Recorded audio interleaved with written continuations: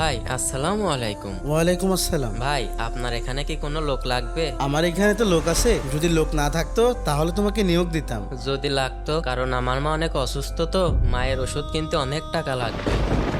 ভাই সমস্যা নেই, আমি সব কাজে পারি, আপনার সব কাজে আমি করে দেব।